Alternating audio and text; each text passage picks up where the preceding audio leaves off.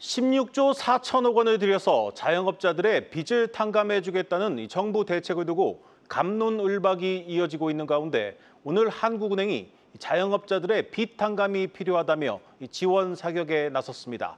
그만큼 자영업자들 상황이 어렵다는 뜻입니다. 한국은행은 자영업자들의 빚 부담과 집값 상승으로 인한 가계부채 증가를 가장 큰 리스크로 지목했습니다. 자세히 들여다보겠습니다. 경제부 김예원 기자 나왔습니다. 김 기자, 오늘 한국은행의 상반기 금융안정 보고서가 나왔는데 이 자영업자들 상황이 상당히 안 좋은 것 같습니다. 네, 맞습니다. 내수 불황이 계속되면서 취약 자영업자 연체율이 약 12년 만에 최대 수준까지 확대됐습니다.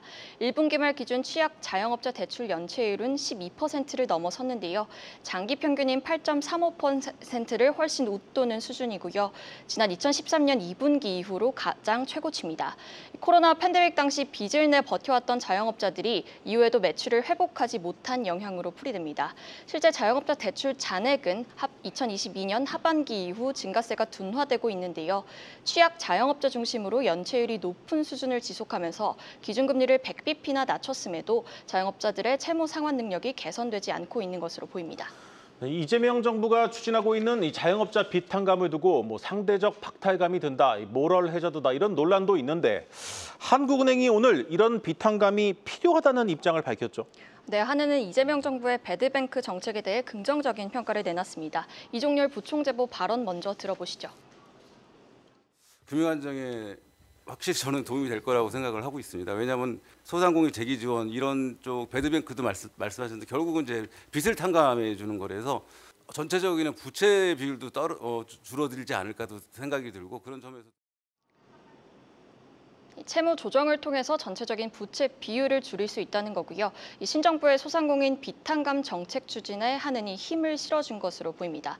전국민 민생지원금 정책 역시 소비 진작에 따른 매출 증대, 서비스 경기 개선 등을 통해 자영업자들의 전반적인 소득 회복에 도움이 될 것이라고 한은은 내다봤습니다.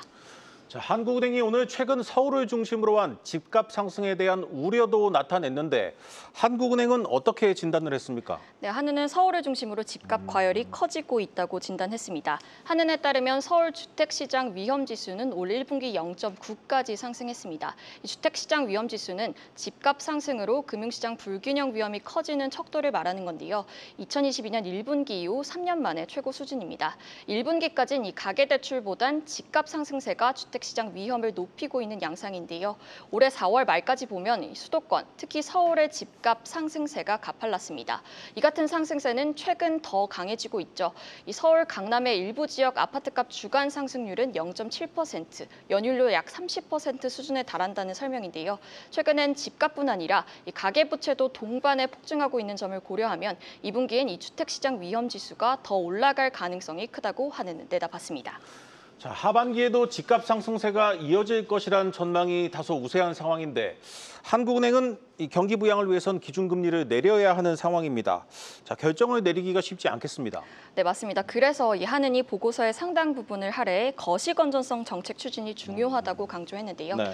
구체적으로는 DSR 규제 대상에 디딤돌 대출, 보금자리론 같은 정책 대출을 포함해야 한다고 주장했습니다. 작년 말 기준 정책 대출 잔액은 315조 6천억 원에 달합니다.